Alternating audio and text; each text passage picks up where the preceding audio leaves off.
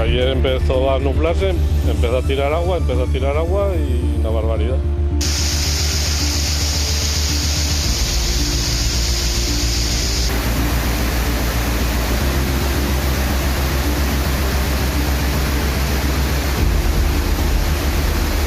En 4 años han caído 3 tormentas así y siempre pues los daños que son rotura de caminos de lo de las parcelarias, de acequias, inundación en viviendas.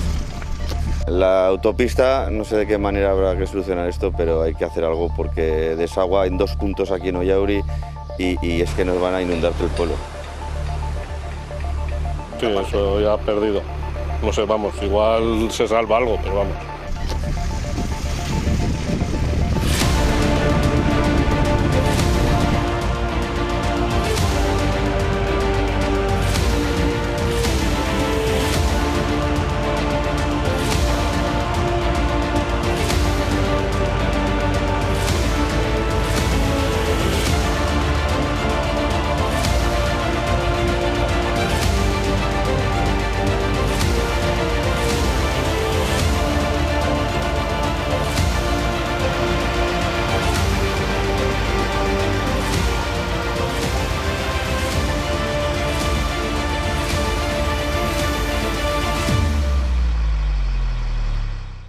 ¿Qué tal? Buenas noches. La Rioja Alta sufrió ayer trombas de agua que anegaron en media hora escasamente carreteras y fincas. Las lluvias dejaron hasta 72 litros de agua por metro cuadrado en apenas media hora, como decimos. La ventaja es que cayó agua y no granizo. Bueno, pues hablaremos de ello. Y justo un día después de cesar al jefe de Seguridad de Salud por sus mensajes pronazis, hoy conocíamos que UGT emprenderá acciones legales contra los 16 despidos de las trabajadoras de Salud Responde, algunas de ellas con discapacidad, después de que se reunieran en la tarde de ayer.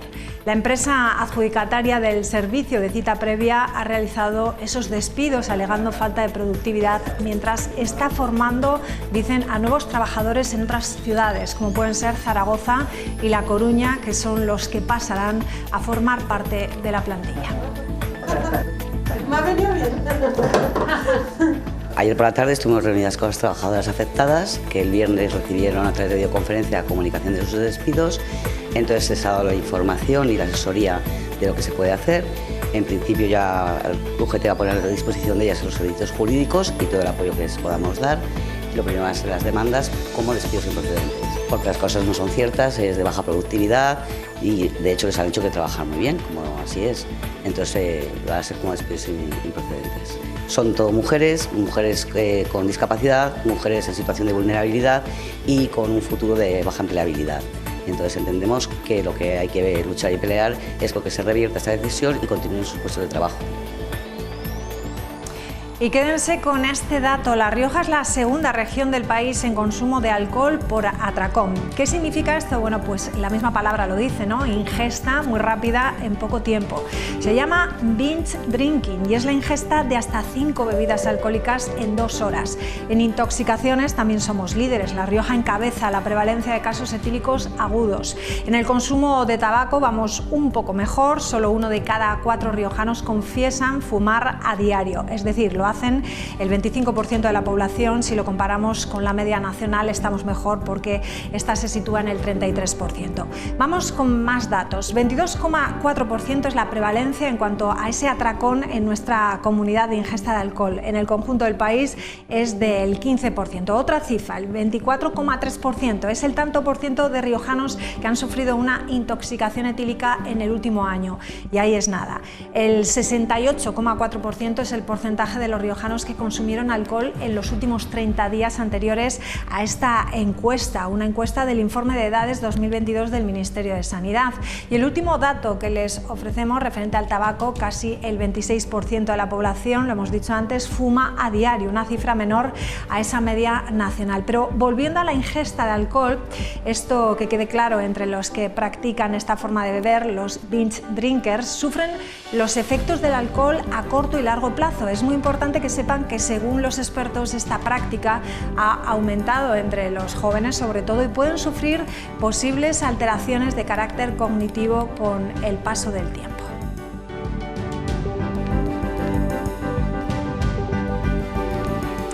Bueno, y mañana se celebra el Día Nacional del Donante de Órganos y Tejidos y traemos muy buenas noticias. La Rioja es la región española que más crece en donantes de órganos en 2022.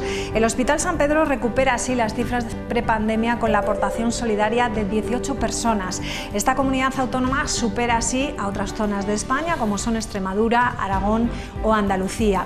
Esos 18 donantes tenían de media 69 años y gracias a ellos se obtuvieron 30 órganos para trasplantar, 24 riñones y 6 hígados. El equipo médico del Hospital San Pedro realizó el año pasado 10 trasplantes de riñón, 8 autólogos de médula ósea, 8 de córnea, 7 de membrana amniótica, mientras que 90 pacientes recibieron diferentes tipos de trasplantes de tejido osteotendinoso. Otra cifra a destacar, el número de negativas familiares volvió a las cifras prepandemia, es decir, solo un 5% se negaron. Y la última cifra, el Hospital San Pedro ha logrado reducir la lista de espera para los trasplantes renales en los últimos años en un 40%. Aquí lo vemos. Bueno, pues quiero que escuchen el caso y el ejemplo de una donante y también de la persona trasplantada. Y yo sabía que existía la posibilidad de que yo pudiera ayudarle a tener una mejor calidad de vida. Y bueno, pues eso para mí era... Me sentía muy afortunada nos sentíamos afortunados porque tuviéramos esa posibilidad, ¿no? De que alguno de nosotros pudiéramos hacer algo para que él estuviera mejor, ¿no? Porque en otras enfermedades no se puede hacer, ¿no? Y aquí, bueno, pues yo tengo 2 riñones, solo con uno se puede vivir, con lo cual si el mío podía servir para que él viviera mejor, pues yo estaba encantada de poder hacerlo. 2 familiares se ofrecieron y luego al final solo quedó mi hermana la que me lo dio. Pues bueno, se hicieron unas pruebas y al final fue mi hermana la que se decidió que me daba el riñón. Y entonces mis miedos sobre todo eran hacia ella, pues por supuesto pensando en su salud, en que su vida no cambiara, que siguiera haciendo la vida que llevaba y que todo fuera bien. Y bueno, en fin, yo tenía muchísimas dudas sobre todo por eso. Yo en mi vida la verdad es que luego ya cuando llegó el momento del trasplante ya sí me planteé ya las cosas y yo qué sé, la relación con mis hijos, que no se viera afectada, mi vida normal, no sé, pero sobre todo era eso, los miedos y todas mis dudas iban encaminadas a lo mismo, a que mi hermana no tuviera problemas, no le fuera todo bien.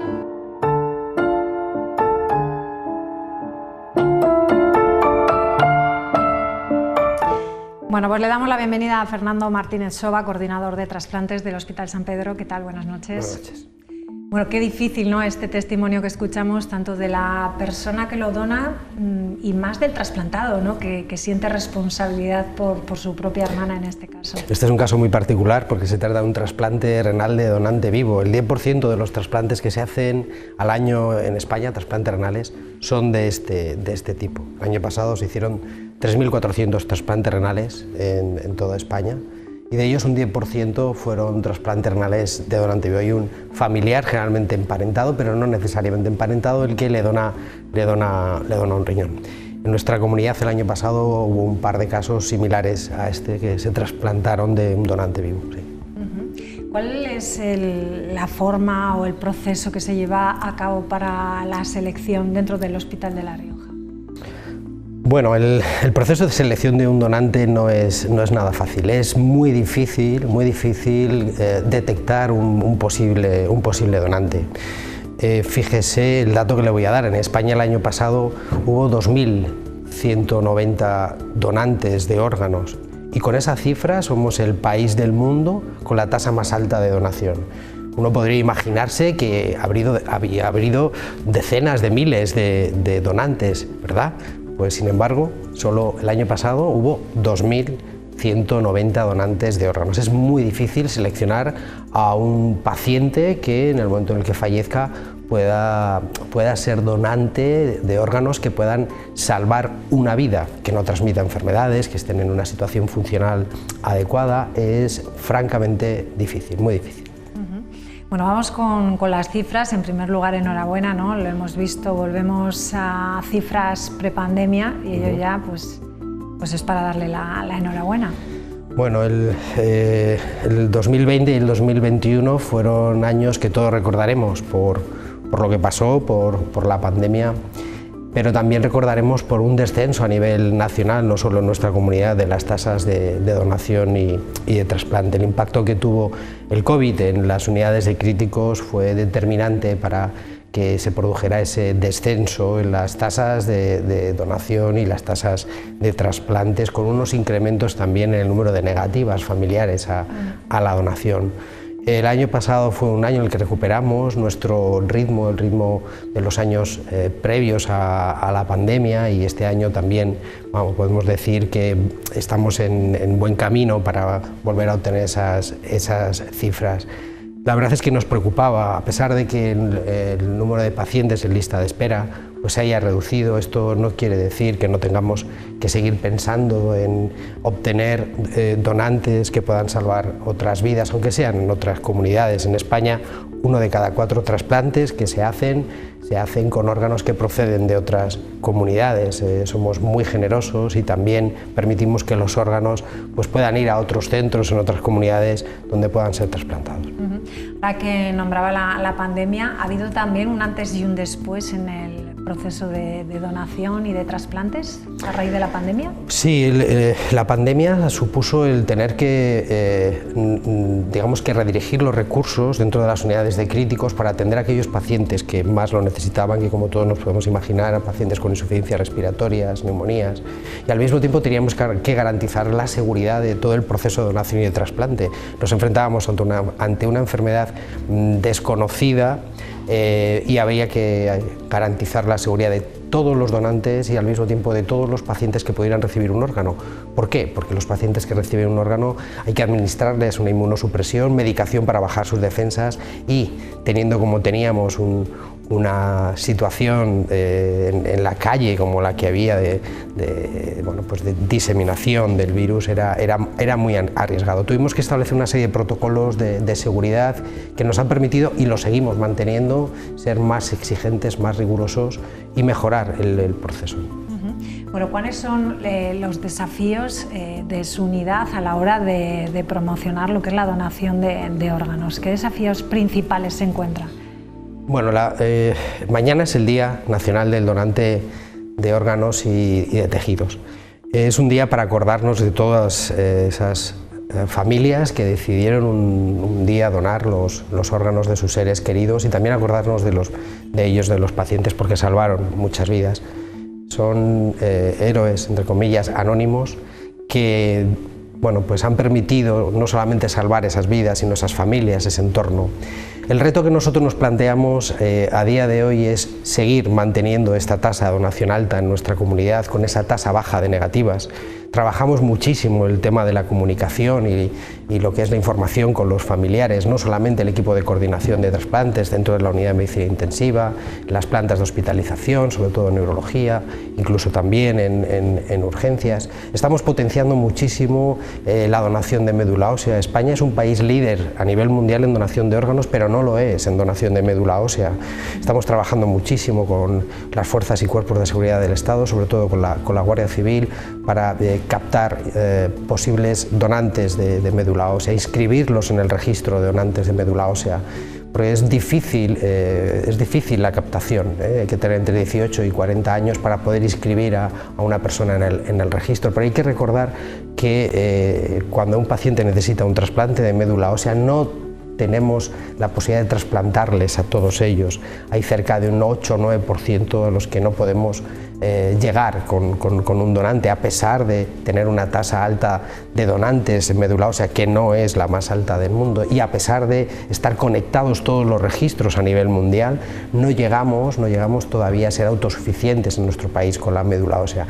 Y el reto, podríamos decir que a día de hoy uno sería el mejorar, y eso que el año pasado fuimos la segunda comunidad en cuanto a inscritos voluntarios en registro de donantes de médula ósea. Tuvimos un magnífico resultado y lo hemos venido manteniendo en los últimos años, igual que en la tasa de donación de órganos, que en los últimos 15 años, junto con Cantabria, somos la comunidad con la mayor tasa de donación. Los retos son potenciar la donación de médula ósea, facilitar que cualquier paciente al final de su vida tenga la opción de, si es posible, de que pueda ser donante de órganos. Hemos desarrollado un programa muy ambicioso de captación de donantes de órganos en la planta de hospitalización, no solo en las unidades de críticos, para facilitar esta opción al final de la vida, que forme parte de los cuidados al final de la vida, en todos los contextos en los que se pueda producir un fallecimiento, poder valorar la posibilidad de captar a ese posible donante para que pueda ser donante. Y el reto supone sobre todo un esfuerzo de detección y un esfuerzo de comunicación con las familias. Tiene que ser muy complicado eso. Bueno, ¿Qué recepción? ¿Cómo lo están tomando pues, aquellas personas que se encuentran en ese momento de la vida y que llega ahora mismo esta decisión? Hay que conocer muy bien el duelo, todas las fases del duelo, hay que tener también conocimiento de lo que son las técnicas de comunicación en situaciones de epicrisis, las fases iniciales del duelo, desarrollar esas habilidades de comunicación con las familias. Hay que, como dijo Picasso, no hay genialidad sin técnica, pues esto es igual, tenemos que desarrollar esa técnica para poder tener unos resultados. Es muy difícil, pero sabemos que estamos ayudando a esas familias. Nosotros no nos enfrentamos a las familias con el reto de obtener un sí. Yo no quiero, yo no me enfrento, no hablo con esa familia para que me digan que sí a la donación. Yo enfrento a esa familia para acompañarla, para ayudarle, acompañarle en ese momento tan duro. El objetivo no es plantear la donación, el objetivo es servirles de ayuda y de acompañamiento al final de esa vida, de ese ser querido, y ayudarles a iniciar el duelo de la mejor manera posible. La donación vendrá, la opción de la donación la daremos una vez que generemos esa confianza con los dolientes, con los familiares, pero el objetivo no es que me digan que sí. El objetivo del equipo de coordinación es establecer una relación de ayuda que tenga un sentido en ese momento. No sé cómo seguir, pero sí que me gustaría saber, con los avances tecnológicos que ha habido en los últimos años, con lo que llevamos de pioneros aquí en La Rioja, sí que antes lo hemos visto, que se han reducido esas listas de espera, por ejemplo, en lo que es las donaciones de riñón, un 40%, ¿no? Que es muchísimo, y me gustaría saber si se ha conseguido también pues que se dé la oportunidad a personas más mayores que antes estaban vetados para recibir una donación, si se ha conseguido pues darles más oportunidad de vida a esas personas. Bueno, yo creo que la respuesta sería sí. Las listas de espera en nuestro caso se han reducido, pero si en España el año pasado hicimos 3.400 trasplantes renales, hay 4.000 personas en lista de espera. Y el año anterior había otros 4.000 en lista de espera. Sigue habiendo pacientes en lista de espera. ¿Qué es lo que ocurre? Que cada vez nuestros donantes también son mayores y cada vez también cada vez se van incorporando a más pacientes de mayor edad en las listas de espera y con mayor comorbilidad, es decir, pacientes más complicados. Y no solo eso, sino que también en algunos casos se están incluyendo en lista de espera o se valora la inclusión de pacientes que están en prediálisis, es decir, antes de entrar en la diálisis. Esto ocurre en España porque tenemos una tasa de donación que es la más alta del mundo. Hay que mantener ese equilibrio, teniendo en cuenta que la necesidad es permanente, la demanda de órganos es permanente y la selección de aquellos que pueden tener acceso al trasplante dentro de nuestro sistema de salud, que como todos sabemos es público, es universal y es un orgullo para todos, pues hay que tener una serie de criterios que deben de ser consensuados por todos los equipos. Pero la respuesta sería que sí, que cada vez se da más acceso a pacientes que igual hace 10, 20 años pues no se les daba. Pues es una buena noticia. ¿Mañana se va a hacer alguna cosa especial? ¿Tienen previsto alguna actividad concreta o esto es un trabajo día a día, como lo está explicando? Eso es. No hay una campaña, no se hace ninguna campaña a nivel nacional sobre la donación de órganos. Se integra la donación como parte, de hecho es marca España, el modelo español de donación y trasplante. Es muy importante estas noticias que nosotros vamos lanzando, que tienen mucho calado, pero que aparecen en los periódicos cada X tiempo y que ayuden a sensibilizar a la población y facilitar que a la hora de decidir pues nos digan que sí. Mañana hay una mesa montada en el hall del hospital con Alcer, estaremos allí acompañándoles y atenderemos a todos los medios porque mañana es un día en el que tenemos que recordar y tener la memoria pensando en aquellos que donaron y salvaron sus vidas como un ejemplo a seguir.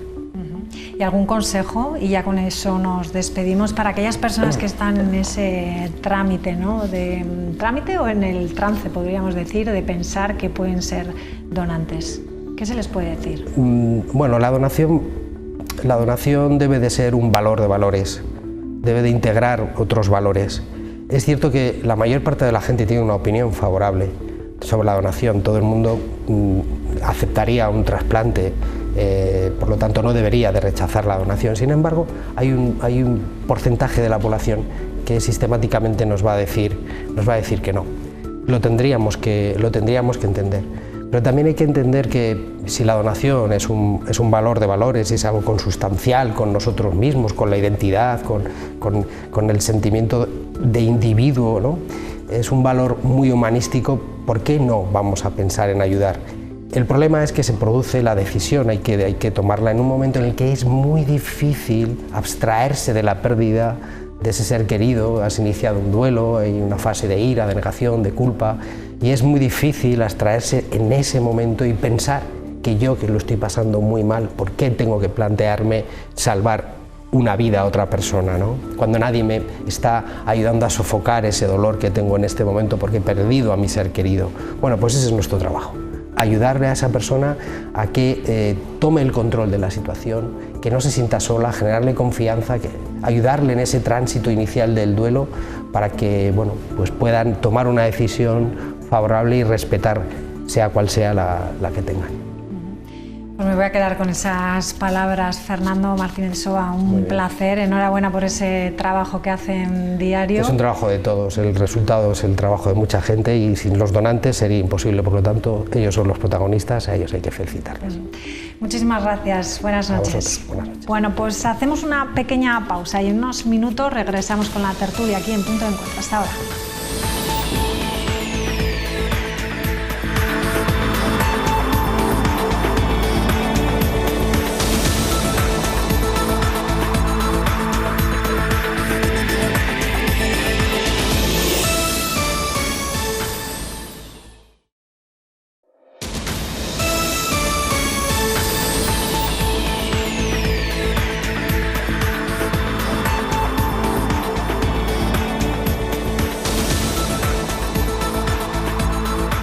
Bueno, pues las 9:35 de la noche vamos a saludar ya a Óscar Robres, ¿qué tal? Buenas noches. Sí, Marco Lain, ¿qué tal? Buenas noches. Hola a todos.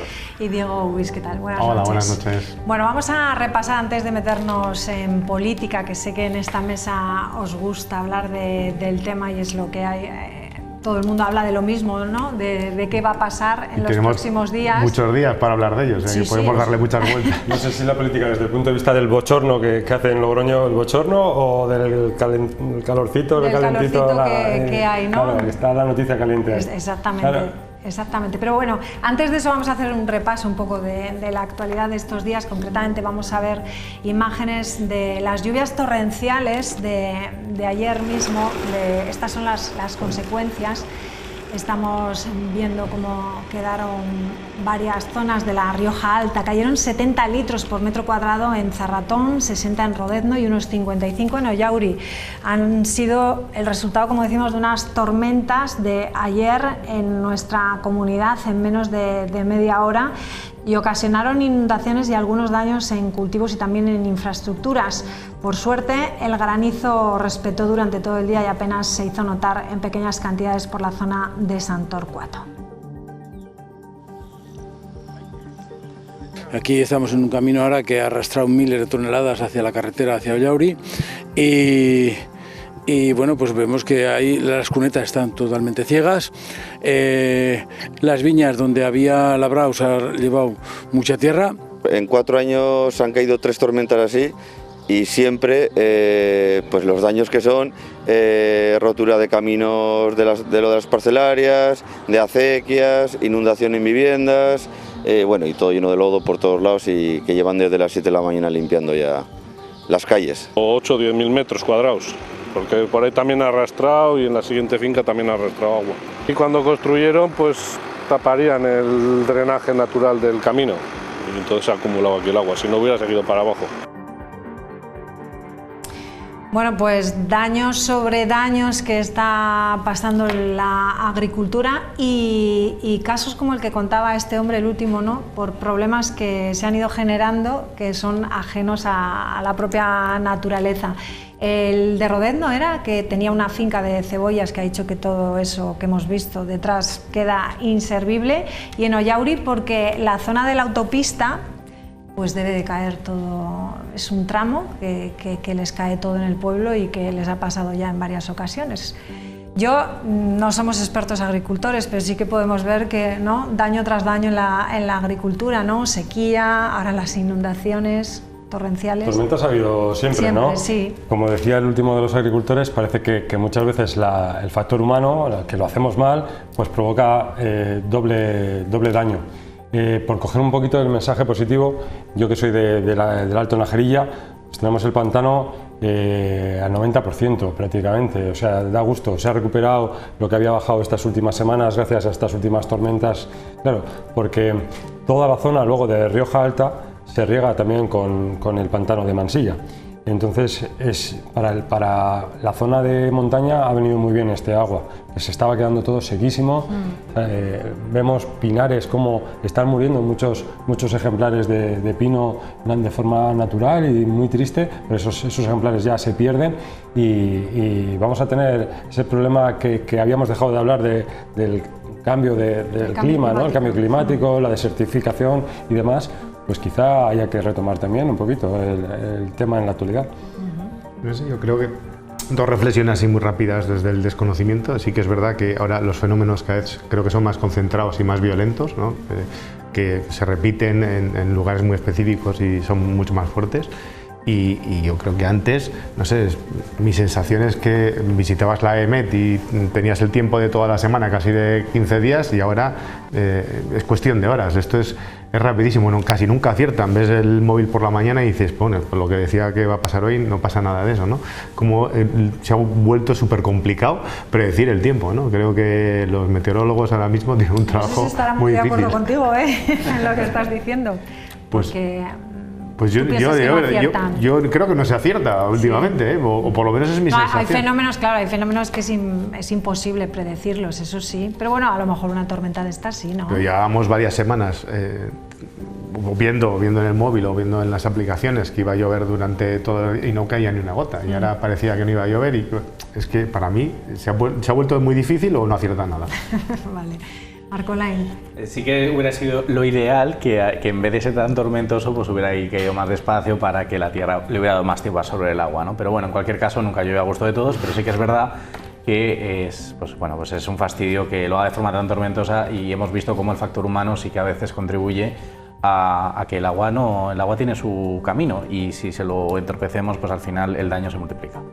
Y muchas además de las cosechas que hemos visto, a lo mejor no, pero muchas de las cosechas que han sido ayer inundadas, muchas ya estaban perdidas, realmente. O sea que esto ha sido... Nos lleva un poco a reflexionar sobre la importancia también de los seguros, ¿no? Seguro agrario, pero claro, es que al final el agricultor está tan machacado con esos precios tan bajos que se le pagan al que realmente lo trabaja, porque luego el intermediario o el vendedor en el último momento pues parece que tiene unos márgenes mucho mayores que realmente el que arriesga, el que va todos los días al campo, y que nuestra economía riojana, yo creo que más que la economía, nuestras señas de identidad se radican ahí, ahora que viene el Día de la Rioja, que siempre hablamos del agricultor, que es importante solidarizarnos, ¿no?, con ellos.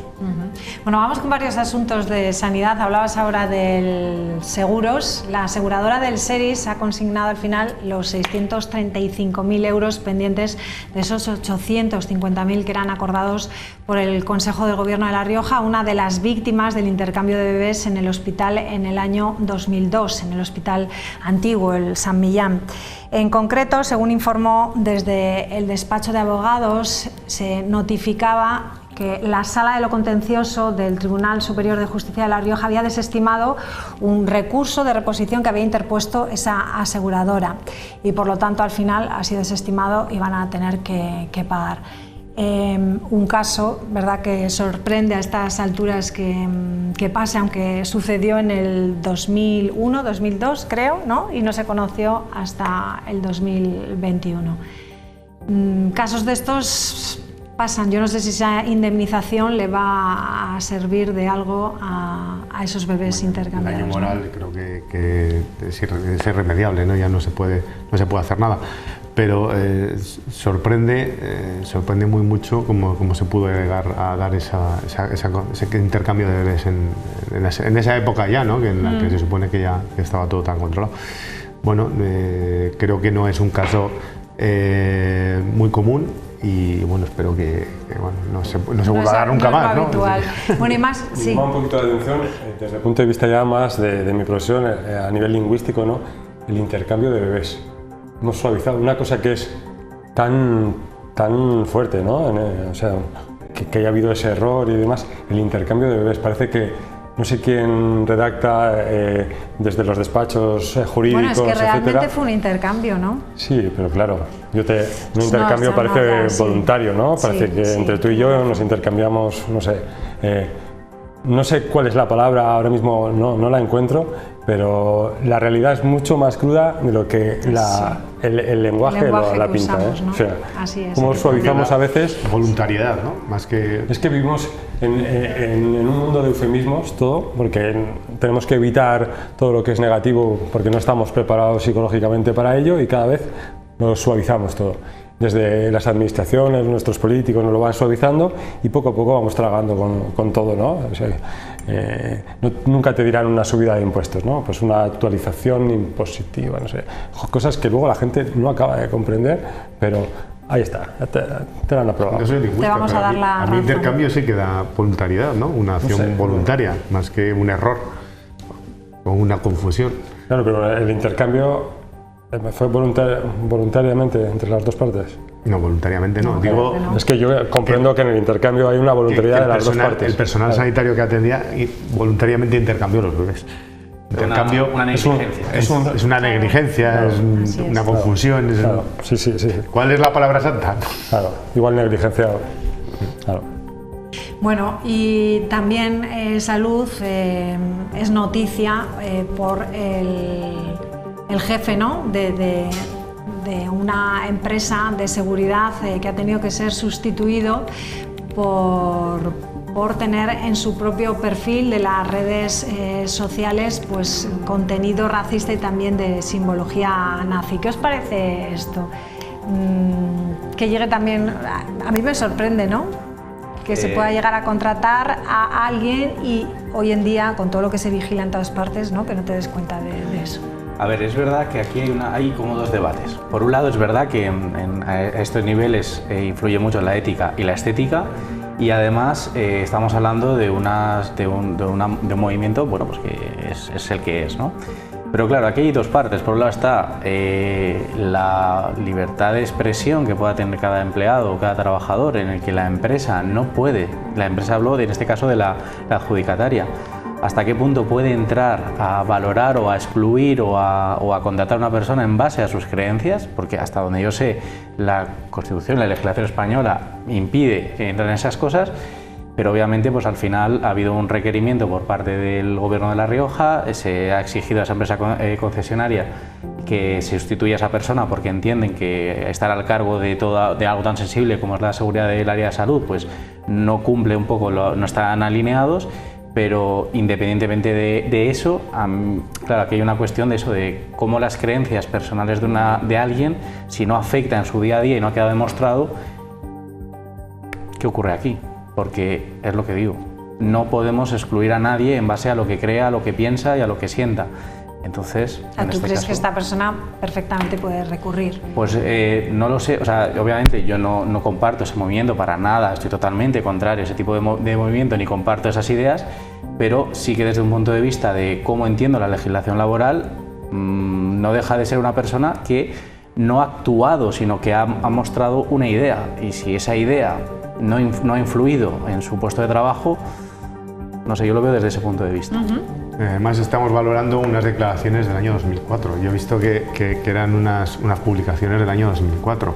Si en un momento de su vida ha simpatizado con un movimiento, ha tenido cierta inclinación extremista, a día de hoy sigue teniendo los mismos pensamientos, sigue estando de acuerdo con ese movimiento, pues no lo sabemos. Y eso influye en que ha sido apartado de un puesto de trabajo.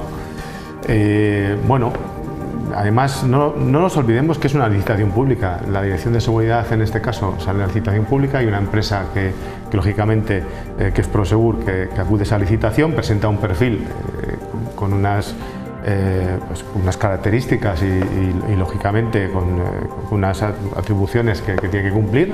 Esta persona las cumplía y por unas declaraciones o por un tuit pasado, pues ahora mismo le estamos jugando en el presente, ¿no? ¿Es justo? No lo sé. Que no estemos de acuerdo con ese movimiento, está claro que es otra cosa. Yo, sin entrar en el caso particular de este hombre, que desconozco esos detalles, algo estaremos haciendo mal como sociedad cuando hay gente que sigue promoviendo o defendiendo, y no digo en este caso concreto, pero sí que es verdad que a nivel nacional, lo veo por mi propio presidente Pedro Sánchez, le gusta agitar, le gusta radicalizar posturas. Es decir, cuando no tendemos entre todos a la moderación, a pactar, al diálogo, pues es lógico que haya gente en estos movimientos, y eso es lo que me preocupa. Que trabaje o no, bueno, pues sí que es importante, porque si encima le tenemos que pagar el sueldo, pues bueno, pues puede ser, pero si hace tantos años como estás indicando... Estamos hablando de 9 años, es una opinión por la que le estamos juzgando ahora mismo, y para un puesto de trabajo que puede ser perfectamente válido, no lo sé. Claro. Yo, por mucho que estemos en desacuerdo con esas posiciones, yo creo que aquí hay más miga. Yo también creo que ha hecho bien la consejería en pedir explicaciones y luego valorar. Y luego ya se verá, ¿no? Prosegur si ha hecho bien o no ha hecho bien retirando a una persona que puede ser válida para un puesto de trabajo, que no, eso ya no. Bueno, pues vamos a hablar de Sánchez, que ya que lo has sacado en la mesa, y de Feijóo, que parece que sí que acepta un cara a cara con Sánchez, no los 6, pero vamos a escucharlo.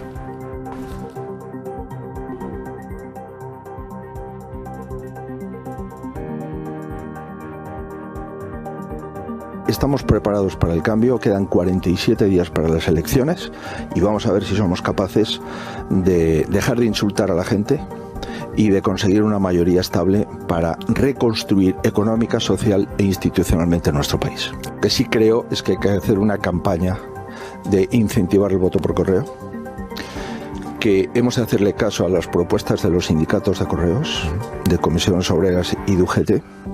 Debemos de ampliar el horario de las oficinas de correos, debemos de facilitar al máximo que la gente pueda votar, y no es normal, en términos democráticos, insisto, que entre 2,5 millones y 3 millones de españoles estén fuera de su domicilio en la fecha en que el señor Sánchez ha elegido, porque le ha dado la gana, hacer unas elecciones en España.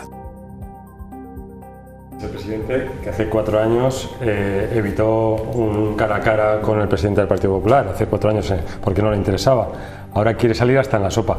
Yo creo que no ha cogido el mensaje de las urnas de hace 2 fines de semana, que la gente lo conoce bien. Si es que no hace falta 6 debates cara a cara, que es que le conocemos bien, presidente, y escuche un poco el mensaje de los españoles. Es que yo creo que si yo fuera usted me escondería de cara a lo que queda de campaña, porque cada día que salga en la televisión está perdiendo votos. Ojalá y que venga a Rioja 7 también, para que le conozcan más los riojanos. Bueno, aquí si viene lo vamos a atender, Un debate a 7 aquí en la. Un debate a 7, claro. Sí. En su día solo aceptó un debate si estaba Vox y no quiso hacer esos cara a caras. Yo ahora estos duelos al sol porque le viene bien, porque quiere confrontar, porque quiere irse a esas posiciones radicales e intentar poner al Partido Popular en el otro extremo. Yo creo que ahí hace bien Feijóo no caer en la trampa y creo que hay que devolverle la moneda que ya utilizó él en otra época. 2 cosas. 1, 6 propuestas y yo creo que es una estrategia electoral para que ahora aceptar una que está bien, pues parezca que es un cobarde, pero realmente está bien que haya aceptado ese debate, porque un debate siempre es positivo. Y en segundo, los carteros de Logroño ya han dicho que como siga la dinámica de la solicitud de voto por correo al ritmo al que ha empezado, que el día de las elecciones aquí en Logroño se van a quedar solos de las mesas electorales. Se van a quedar... O sea, en el sentido de que se está pidiendo mucho el voto por correo. La entrega del voto por correo que se pide al DNI, creo que es importante. Yo voté por correo en estas últimas y a mí nadie me pidió el DNI para entregar. Sí, para recogerlo, es interesante, pero nunca para depositarlo. ¿Qué es lo que pasó después? ¿Qué es lo que pasó después y toda la polémica que hubo? Hombre, me imagino que todas esas cosas habrán mejorado, ¿no? Se habrá aprendido de los errores cometidos en las últimas elecciones, pues espero, ¿no? Que sí, que no volvamos a revivir lo que acabamos de vivir hace un par de semanas. A ver, bueno, vamos a hablar del gobierno de aquí. Yo no sé si habéis hecho vuestras cábalas, si sabéis a quién van a... Tenemos la cortinilla rosa, empezamos con los rumores, ¿no? Rumores. Venga. Pero es que a mí me llama muchísimo la atención porque esto nadie tiene ninguna información, esto es tirar las campanas al vuelo a ver, ¿no? Bueno, ¿no? Yo creo que esto es también como muy cerrado, ¿no? Con su gente. Yo creo que el presidente lo tiene que hacer de forma muy discreta, claro, y hasta que sea primero que sea investido, es que ni siquiera ha sido investido. Igual, Diego, que fuiste partícipe un poquito del proceso, ¿nos puedes explicar un poco las fechas? A ver, está claro que esto es un partido que se juega por tiempos. El primer tiempo es la toma de posesión, ¿no? Y en el que ya hay unos cargos a elegir, que es la mesa del Parlamento. Primero el presidente del Parlamento o presidenta del Parlamento y luego una mesa. Luego hay otros puestos secundarios, como el senador autonómico que lo tiene que asignar el Parlamento, y luego la maquinaria del Parlamento comienza a andar con la constitución de los grupos parlamentarios, ciertas comisiones que son obligatorias por el reglamento del Parlamento. Yo creo que no veremos un debate de investidura del próximo presidente del Gobierno hasta la semana del 3 de julio, con lo cual las cábalas, podemos hacer todas las cábalas que queráis, pero antes de esa semana no vamos a conocer nada. Y yo creo que también será muy importante ver quién está en la mesa, ¿no? Ver si efectivamente los puestos se van a repartir como han dictado las urnas, 3 para el Partido Popular o 2 para el PSOE, o si ahí va a entrar alguna cábala con Vox que aquí no la necesitan, pero nunca se sabe, ¿no? Si se va a tejer algún tipo de acuerdo, si se va a pactar algo. Desde luego Gonzalo Capellán dijo que no y supongo que seguirá en esa línea. Pero vamos, que está todo abierto. ¿Nombre de presidente del Parlamento? Pues suenan 2, pero vamos, que el... Mójate. Estoy esperando que me digáis nombres, pero... Hay un posible presidente y una posible presidenta, pero vamos, yo no sé. La presidenta puede ser María Martín, según dicen el pequeño Logroño del Poder. O Alberto Galeana como presidente. Eso es lo que se dice, ¿no? Lo que suelta en el ambiente. Pero hasta Galeana, el día... Nos lo están colocando ya también de consejero de educación, sí. A los que somos de educación. Pues lo primero que se va a ver es eso, ¿no? El puesto del presidente, que es el que realmente dentro de la mesa tiene representación institucional y que puede ser un poco... tiene ese papel importante, ¿no? El resto son meros diputados que van a estar en la mesa del Parlamento, pero no van a tener ninguna relevancia ni política ni mediática. Veremos a ver también cómo se juegan esas cartas, ¿no? Ahí yo creo que se va a decidir mucho. Margolain, ¿tú tienes algún nombre no debajo de la silla? Me estoy imaginando a Gonzalo Capellán con 3 personas, tomando las difíciles decisiones de montar algo así, porque tiene que ser dificilísimo. Y a partir de ahí y como hemos comentado antes fuera de cámaras, yo creo que las personas que van a formar parte de su equipo, salvo 2 o 3 que ya obviamente se sabrá, yo creo que se enterarán el día antes. Horas antes, como quien dice, sí. Para que no se filtre nada a los medios, ¿no? Esa discreción. Es que yo creo que siempre es así. Yo creo que no es presidente del partido, pero va a ser presidente electo de la comunidad en pocas semanas. Tendrá 2 o 3 personas de su máxima confianza con los que va a componer toda la estructura de gobierno y el Parlamento, y los que vayan a ser elegidos pues lo sabrán esos días, momentos María, antes. No apagues el teléfono por la tarde o por la noche, ¿sabes? O sea, es un consejo que me ha dado Diego ahí. Así. Yo, de todas formas, habéis nombrado a María Martín. Tú dices que posible puede ser, por ejemplo, claro. ¿Te suena? Yo creo que sería bueno que haya una presidenta del Parlamento. Yo he oído que puede ir al gobierno. Como consejera de salud me extraña, ¿no? Que repita a lo mejor yo como consejera no la veo. de salud. Yo es que y creo luego que también, por eso digo que alguna acertaré, digo yo también he oído que a lo mejor va en las listas nacionales, que podría ser como jefa de campaña también. Pues no sé, a mí me extraña. Así que alguna, ¿no? Alguna de ellas. Me extrañaría, ¿no? Habiendo ido ahora mismo unas listas con unas elecciones generales en ciernes, hacer unas listas regionales pensando en colocar ciertos puestos dentro de 6 meses no tiene mucho, para mí no tiene mucho sentido. De los dos nombres que apuntabas, por lo menos los dos creo que tienen capacidad de diálogo mano izquierda también para poder, que creo que es muy importante como en la presidencia de la mesa, no ser una postura radical. El presidente que hemos tenido hasta ahora, para mí, pecaba en cierto punto de partidismo y eso que tenemos que pedirle a un presidente de la Cámara, claro. Bueno, mañana sabremos si Concha Andreu sí que va a las listas nacionales. Espero que se sepan. Espero que haya comprendido también, como buena sanchista, que haya comprendido el mensaje. O sea, si te acaban de decir que no, ojalá que vaya a las listas, porque no comparto un poco su proyecto político, pero no creo que fuera a nivel político lo mejor para sus intereses electorales, ¿no? Eso despejará, si finalmente van esas listas, despejará también que recoja o no recoja el acta el día 22, porque lógicamente presentarse unas elecciones cuando tienes muchas posibilidades de salir y siendo incompatible el acta de diputado regional con el acta en Cortes, pues creo que no la cogería. Incompatible con la Secretaría General del partido, cuando vas a estar físicamente en Madrid, no sé, también. No, pero eso sí que es compatible. Ya, en la práctica, no digo tanto en la teórica, sino con hacerte, volver a rehacer un partido que ahora mismo está anímicamente, estos días que he estado con gente con cargos todavía activos del Partido Socialista, que están por los suelos, porque no se lo esperaban ese mazazo electoral. ¿Algo que añadir ya? Bueno, pues lo vamos a dejar aquí porque, como decís, tenemos muchos días por delante y veremos si hemos acertado alguno de los nombres que hemos dicho aquí en esta mesa esta noche. Gracias a los tres, buenas noches, y a todos ustedes también. Les dejamos ya con Hecho en La Rioja. Adiós.